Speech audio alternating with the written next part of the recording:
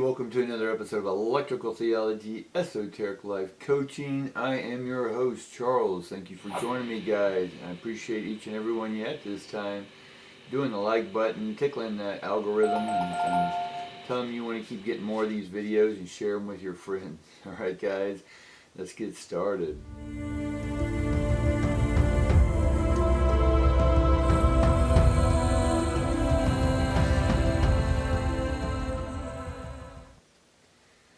Here at the Esoteric Labs, if you will, we talk a lot about the simulation, that we are in a simulation and that the simulation is being upgraded. You can call it your ascending. You can talk to the ascended masters. You can talk to that we're raising our vibration and make it very spiritual, which is okay with me.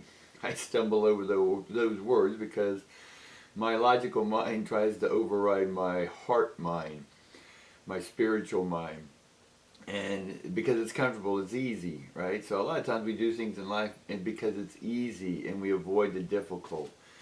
And so in the simulation, the whole idea is to look at it like a locked room mystery where you have to get out. And we've talked about this a little bit in the past, but we're not really locked in, right? What we're locked into is a way of thinking. And the way we think keeps us locked into our reality or this simulation. You keep playing the same video game over and over, Groundhog Day. So how do we get out of it? Well, one, we need to see that in one sense, I'm going to tell you that everything you do is being watched. Everything you say is being heard, right? Everything you feel, somebody else feels. Why? Because we're in a simulation.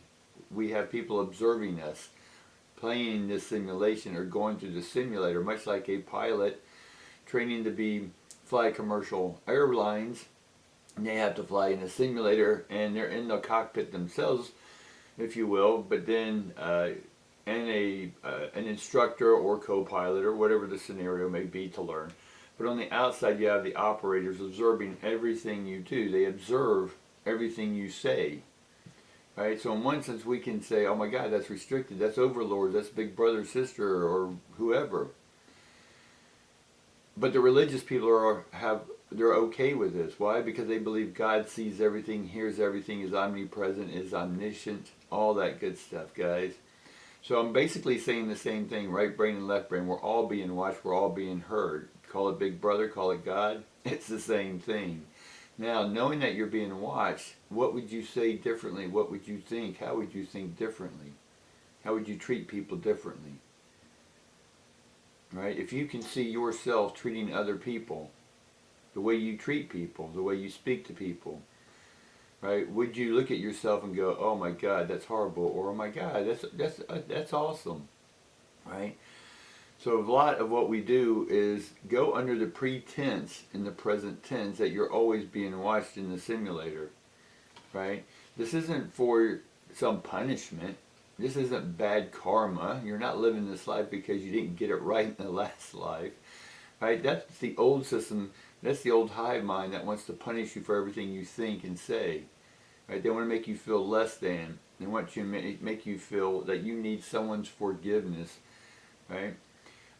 That there was a savior for you. Now, I'm not dissing on any of the religions, right? But we got to look at that with modern eyes, the way in which we understand life today. None of us lived, at least let's keep it in the present right now, right? The present tense. That people, if we lived back then, we wouldn't have the same mentality as cell phones, TVs, radios, or any of this stuff, right? Because it's a whole new concept. People who don't have these things don't think the way we think. We just assume and take things for granted, right? And the way you've lived life, at least in the way the frequency of the hive mind had on us, overriding our simulations, our simulators, now that we have control of those simulators once again, we've defeated those who were ill will using what we were seeing, thinking, tasting, feeling, all that good stuff. Now that we have it back, we've defeated these beings, and now the frequency's been taken out, and in the simulation, a new program right? The bug, if you will, out of the program that we are in the simulation, the bug has been removed. And now you're free to do what you want, however you want. If that means doing something bigger, something grander, visualizing something that's more than what you've ever thought you can think before, feel more than you've ever felt before. Then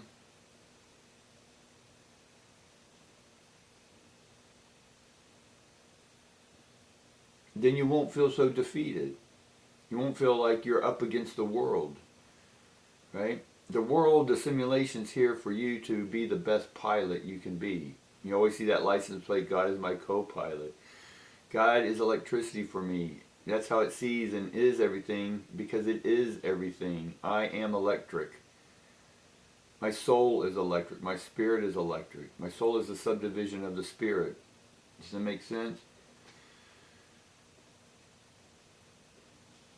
And so once you understand that you have access to all the simulation, all the video games there are in the world, right? Without any restrictions. You can go anywhere, do anything within the matrix that you want.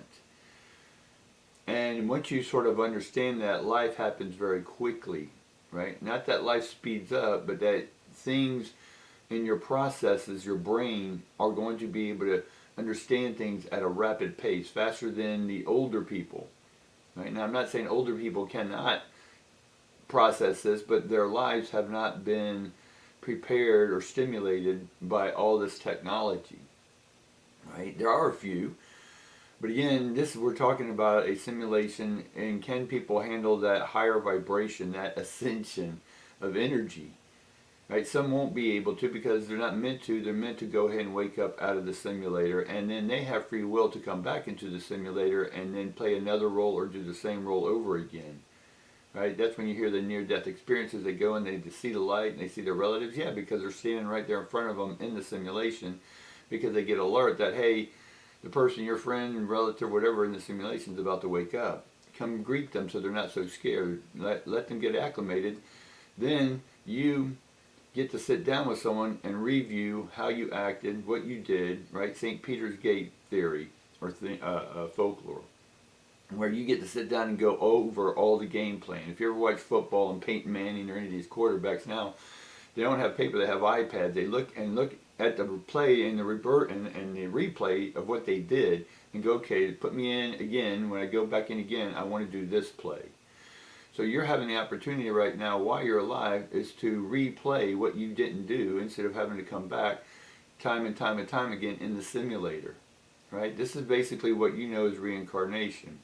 And then from there, your life's going to be overflowing with abundance, guys. All this leads to your free will, right? True free will in the simulator, right? To get life right. What does right mean in life? It means to not be greedy, right? Not treat people maliciously, whatever that may be for you, or against your own compassion, right? And when you do things to others, you finally understand that in the electrical realm, you're affecting everyone else, right? So when we finally understand all this and we complete the simulation, then we are then transplanted from the mothership onto another planet. And then from there, that we all harmoniously grow, right? Instead of tearing everything up, other than what needs to be deconstructed and reconstructed. If it's an old building ready to fall and cause danger and so on, we can rebuild that. So the simulation we've been under, the hive mind, is corrupted, right? And we're cleaning that up. The hard drives are being cleaned, and so your life is being cleansed right now in this simulation. Now, how do I know this? Because I was sent back. I chose to come back into the simulation and teach others about the simulation. All right, guys, that's what I got for you this week. Hopefully I'll see you next week, and if the energy is wild and crazy, leave me some comments down below, and maybe I'll get back with you and we'll talk about that. All right, guys, peace and love.